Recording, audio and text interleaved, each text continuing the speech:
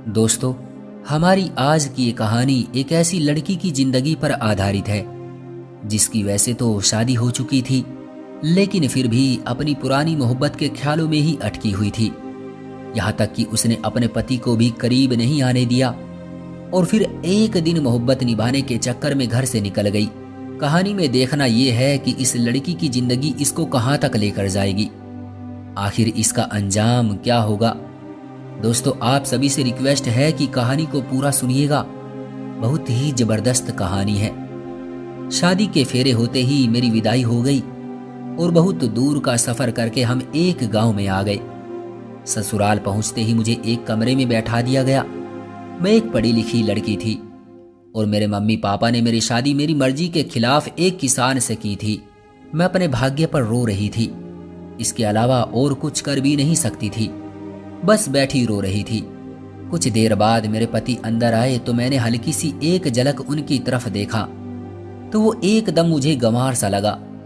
रंग उसका थोड़ा सांवला था। वो मेरे सामने आकर बैठ गया और मुस्कुराने लगा और मुझे देखने लगा। मुझे उसका यूं देखना भी बहुत बुरा लग रहा था।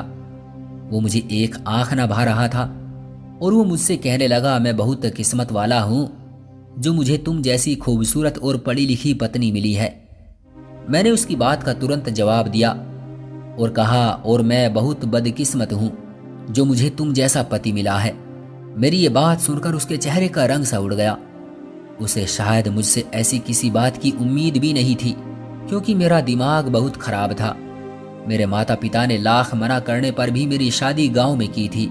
मेरे मना करने पर भी मम्मी पापा ने कहा था, लड़का बहुत अच्छा है, अपनी जमीन पर खेती करता है, अच्छे खानदान से है, कमाता भी अच्छा है, तुम बहुत खुश रहोगी।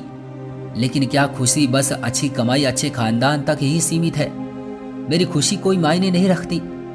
मेरे अंदर नकारात्मक विचारों का एक सैलाब भरा पड़ा था। मेरे अंदर बहुत जलन थी। मेरा व्यवहार, मेरे शब्द मेरे वश में नहीं थे। जी चाह रहा था कि अपने पति सूरज पर अपने अंदर की सारी भड़ास निकाल दूं। वो बोला, क्या हुआ तुम्हें सपना, तुम ठीक तो हो? और ये क्या बोल रही हो?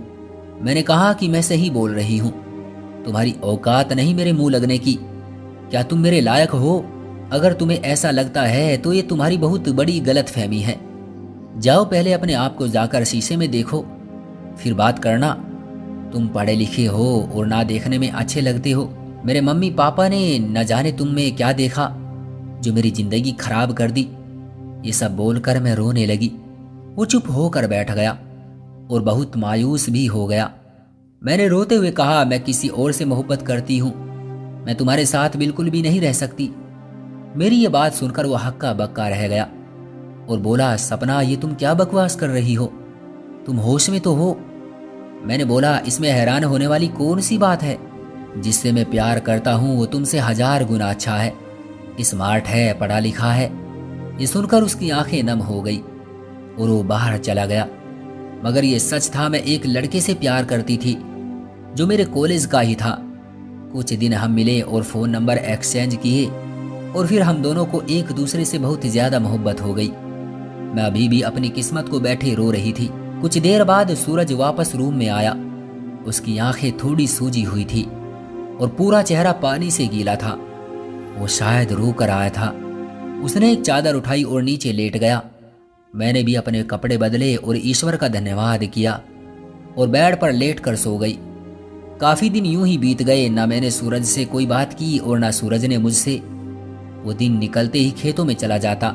शाम में थक हार कर जब घर वापस आता, उसके मिट्टी और खाद से मैले कपड़े और पसीने में पूरा शरीर भीगा रहता, जिसको देखकर मुझे उससे घिन आती थी। मैं बड़े गुस्से से उसकी तरफ देखती और मुंह फेर लेती थी। मुझे देखकर वो कमरे में चला जाता था और नहा धोकर वापस आता। मेरी मजबूरी ये थी कि मुझे सबके साथ बैठकर खाना खाना पड़ता था। मेरी ससुराल में सब एक साथ बैठकर खाना खाते थे, जो मुझसे बिल्कुल भी नहीं होता था। कुछ दिनों में आधी रोटी खाती और उठ जाती। सूरज शायद ये समझ गया था कि मैं उनके साथ बैठकर खाना नहीं खा पाती, इसलिए वो अब खुद आधी रोटी खाकर उठ जाता और मैं भर पेट खाना खाती। मुझे इससे बिल्कुल भी फर्क ना पड़ता कि सूरज सारा दिन खेतों में मेहनत करता है और शाम को थक हार कर घर आता है। तो उसे भरपेट खाना भी नहीं मिल पाता। मैं तो बस अपनी अधूरी ख्वाहिशों के बारे में ही सारा दिन सोचती रहती और अपनी मोहब्बत अपने प्यारे दीपक के बारे में ही सोचती रहती। मेरे पास जो फ़ोन था वो मेरी मम्मी ने वापस ले लिया था, क्योंकि यहाँ बहू बेटियों को फ़ोन रखने का रीति रिवाज नहीं था। जब मुझसे रहा नहीं गया तो मैंने सारी शर्म लिहाज छोड़कर सूरज से फ़ोन मांगा और बोला कि मुझे दीपक से बात करनी है। मेरी बात सुनकर वो आश्चर्य से मेरी ओर देखने लगा, लेकिन मेरी बेशर्मी बहुत ज़्यादा बढ़ चुकी थी। मैंने उसके हाथ से फ़ोन छीन लिया और दीपक का नंबर डायल कर बात करने लगी। जब मैंने दीपक से बात की वो भी मेरी वजह से बहुत परेशान था। मैंने उसे रोते हुए सारी बात बताई। सूरज मेरे पास ही है, इस बात का भी मुझे कोई एहसास नहीं था। उसने चुपचाप अपनी चादर जमीन पर बिछाई और लेट गया। अब तो ये मेरा रोज का काम हो गया था। मैं सूरज से फ़ोन लेती और दीपक से बातें करने लगती। दीपक मुझे अभी भी अपनाने को तैयार था। एक दिन कमरे के अंदर नेटवर्क नहीं आ रहे थे तो मैं बात करने के लिए बाहर चली गई थी। सब सो गए थे और सूरज भी सो गया था। मैं बाहर खड़ी दीपक से बात कर रही थी कि अचानक पीछे से मेरे देवर ने आकर मुझसे फ़ोन छीन लिया और बोला, बेशरम औरत, पति के होते हुए यार बना रखे हैं, शर्म नहीं आती जरा भी। पता नहीं वो कब से मेरी बात सुन रहा था। वो खूब जोर जोर से मुझ पर चिल्लाने लगा। धीरे धीरे सब लोग अपने अपने कमरों से निकल कर आ गए और सूरज भी आंखें मलते हुए आया और तेज आवाज में बोला, क्या हुआ, क्या बात है, इतनी रात को क्यों इतनी जोर जोर से चिल्ला रहा है। मेरे देवर ने सबके सामने मेरी पोल खोल दी। सब मुझे हैरानी से देखने लगे, लेकिन मैं मन ही मन खुश हो रही थी, क्योंकि उनको सारी सच्चाई जो पता लग चुकी थी। अब ये मुझे मेरे घर भेज देंगे और फिर मैं दीपक से शादी कर लूंगी। लेकिन ऐसा कुछ नहीं हुआ, क्योंकि सूरज ने अपने भाई को ही झूठा साबित कर दिया। बोला, मुझे मेरी पत्नी पर पूरा विश्वास है, ये ऐसा कुछ नहीं करेगी और ये अपनी सहेली से बात करती है, इसने मुझे पहले से ही बता रखा है। ये बोलकर उसने सारी बात खत्म कर दी और सब अपने कमरे में चले गए। मैं और सूरज भी अपने कमरे में आ गए और मैं कमरे में आते ही इससे लड़ने लगी, क्योंकि मुझे इस पर अब और भी ज्यादा गुस्सा आ रहा था। मैं बोलने लगी कि अच्छा खासा मेरा रास्ता साफ हो रहा था, तुम सब जानते हो मैं किससे बात करती हूँ, और आज सबको पता लग ही गया था तुम मुझे इस घर से निकाल सकते थे। फिर मेरे मम्मी पापा को मजबूर होकर मेरी शादी दीपक से करनी पड़ती, लेकिन तुम्हारी इस बकवास ने मेरे रास्ते बंद कर दिए। तुम मुझे छोड़ क्यों नहीं देते? क्योंकि मम्मी पापा की वजह से मैं खुद कुछ नहीं कर सकती थी। अगर मैं तुम्हें छोड़ भी दूं तब भी मैं तुम पर कोई इल्जाम बर्दाश्त नहीं कर सकता था, क्योंकि तुम्हारी और तुम्हारे मम्मी पापा की इज्जत मेरी भी इज्जत है। अगर वो लड़का तुम्हें इज्जत के साथ अपनाने को तैयार है तो 2-3 दिन में मैं खुद तुम्हें उसके पास लेकर जाऊंगा। उससे बात करके खुद पर सारा इल्जाम लेकर तुम्हें तुम्हारे घर छोड़ दूंगा और तलाक के पेपर भी भिजवा दूंगा।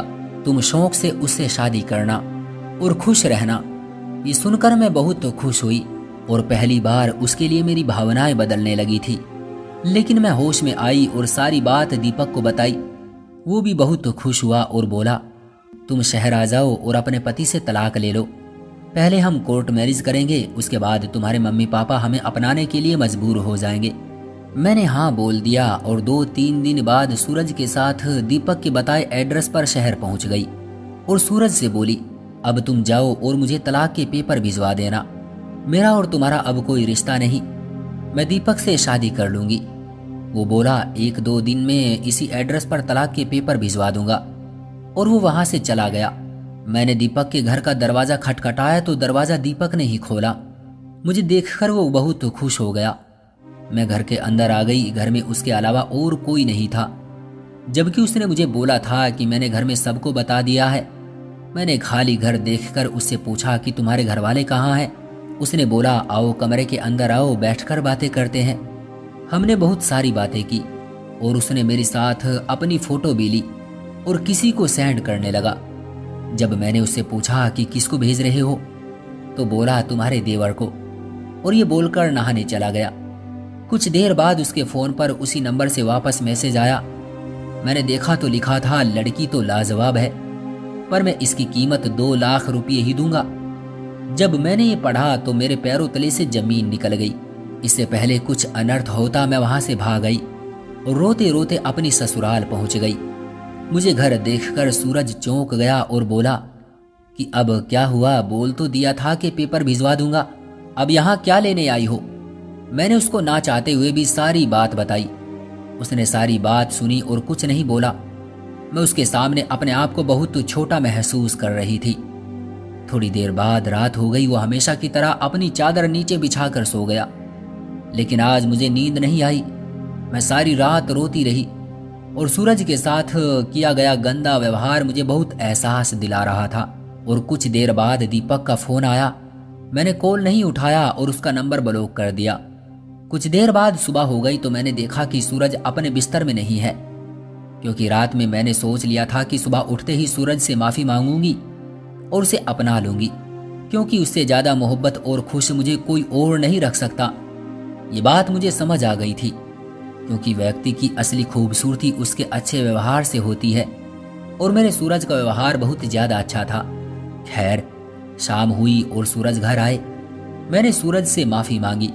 मैं बहुत रोई, लेकिन सूरज ने मुझे कुछ नहीं बोला और कुछ पेपर दिया और कहा कि इन्हें पढ़कर इन पर साइन कर देना। मैंने उनसे कहा, मुझे माफ कर दो, मुझे तलाक नहीं चाहिए, मुझे अब हमेशा तुम्हारे साथ रहना है। लेकिन उन्होंने कुछ नहीं बोला और वो चले गए।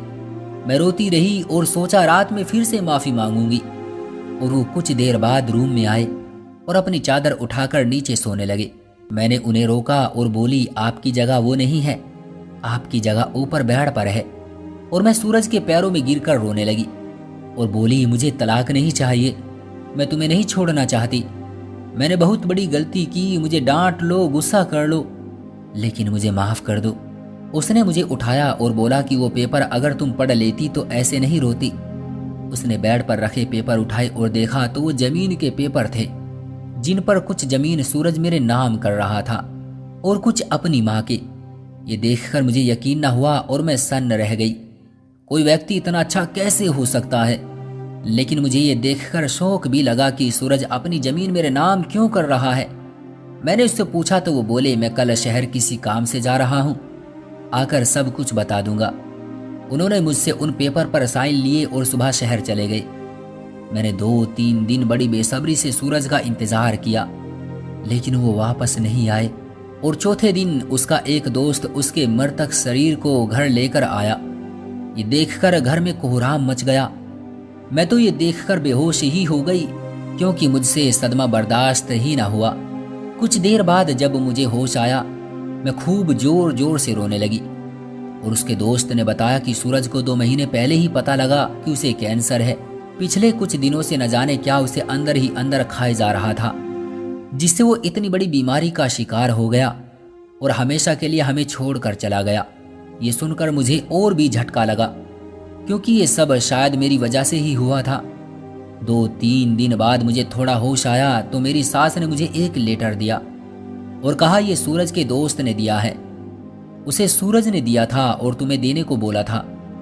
मैंने उनसे बोला कि मम्मी, सूरज तो अनपढ़ था, फिर लेटर कैसे लिखा?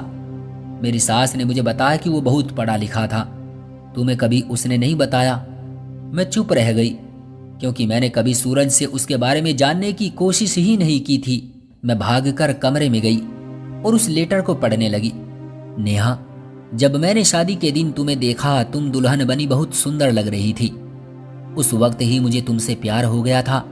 और हाँ, मैं एक पढ़ा लिखा लड़का था, चाहता तो कोई अच्छी जॉब कर लेता, लेकिन मेरे पापा ने मुझे खेती करना सिखाया और उन्हीं खेतों में आखिरी सांस ली और मुझसे वादा लिया था कि तुम इस जमीन को कभी बंजर नहीं होने दोगे, जिस वजह से मैं खेती करता था। लेकिन जब शादी की रात तुमने मुझे बोला कि मैं किसी और से मोहब्बत करती हूँ, तो मैं पूरी तरह टूट गया। मैंने कभी आंसू नहीं बहाए थे, लेकिन जब तुम अपने प्रेमी से बातें करती, ऐसी बातें जिन पर तुम्हारा पति होने के कारण सिर्फ मेरा अधिकार था, तो मुझसे बर्दाश्त ना होती और मेरा दिल टूट जाता और मैं खून के आंसू रोता था। इसलिए शायद मुझे ये बीमारी हो गई। और जब मुझे पता लगा तो मैंने अपने हिस्से की कुछ जमीन तुम्हारे नाम कर दी, ताकि मेरे बाद तुम्हें कोई कठिनाई ना हो। और हाँ, तुम आजाद हो, तुम जिससे चाहो शादी कर सकती हो। ये पढ़कर मैं बहुत ज्यादा रोई। मुझसे बहुत बड़ी गलती हुई थी, मैंने इतने अच्छे पति को खो दिया था और आज मेरी उम्र 40 साल हो गई है और आज भी मैं सूरज की विधवा बनकर जी रही हूँ और उससे बहुत ज्यादा मोहब्बत करती हूँ। मुझे आज भी ऐसा लगता है कि उसे गए अभी कुछ दिन ही हुए हैं और अभी अभी मैंने उसका लेटर पढ़कर रखा है, लेकिन मैं अपनी गलती के लिए आज भी रोती हूँ। इसलिए सभी बहनों से मेरी विनती है कि किसी बेहतर के खातिर बेहतरीन को कभी मत खो देना, क्योंकि शायद पूरी जिंदगी रोने के अलावा आपको कुछ भी हासिल नहीं होगा। तो दोस्तों, ये थी किसी की जिंदगी पर बीती हुई सच्ची कहानी। आपका क्या कहना है कमेंट बॉक्स में हमें जरूर बताएं। वीडियो को लाइक कर दीजिए और इसी तरह की कहानियां लगातार देखने और सुनने के लिए चैनल को सब्सक्राइब करके घंटी को दबाकर ऑल पर सेट कर लीजिए, ताकि आने वाली वीडियो का नोटिफिकेशन आपको तुरंत मिले। मैं मिलता हूं आपसे अगली वीडियो में, तब तक के लिए धन्यवाद।